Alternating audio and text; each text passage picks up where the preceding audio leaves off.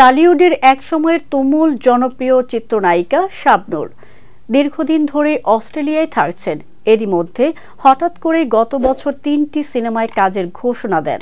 তারপর ফের চলে যান অস্ট্রেলিয়া। এরপর আর সিনেমায় কাজ নিয়ে কোনো কথা বলতে দেখা যায়নি তাকে। তবে সোশ্যাল মিডিয়ায় বেশ সক্রিয় এই নায়িকা। সম্প্রতি নতুন রূপে ভক্ত শুভাকাঙ্ক্ষীদের সামনে হাজির হলেন একসময়ের জনপ্রিয় এই নায়িকা। ফেসবুকে নিজের কয়েকটি ছবি পোস্ট করেছেন। তাতে সাদা ও সবুজ রঙের সালোয়ার কামিজে দেখা গেছে তাকে।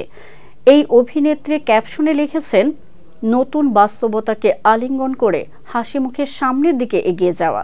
শাবনূরের এমন ক্যাপশনে এটা স্পষ্ট জীবনে নতুন কিছু হতে যাচ্ছে, আর তারই ইঙ্গিত দিচ্ছেন তিনি।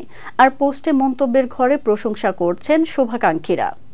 এদিকে নির্মাতা চয়নিকা চৌধুরীর মাতাল হাওয়া সিনেমায় কাজ করার কথা থাকলেও তা শুরু করতে পারেননি শাবনূর। গত বছরের 11 ফেব্রুয়ারি আরাফাত হুসাইনের রঙ্গনার মহরতে উপস্থিত ছিলেন তিনি।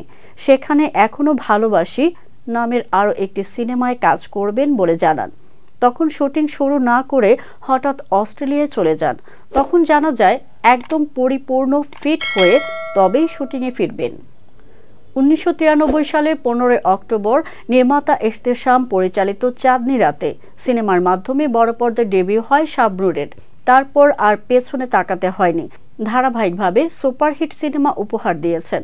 প্রয়াত চিত্রনায়ক সালমান শাহর সঙ্গেও হয়ে উঠেছিলেন জনপ্রিয় এক জুটি, যা এখনও দর্শকদের হৃদয়ে নাড়া দেয়।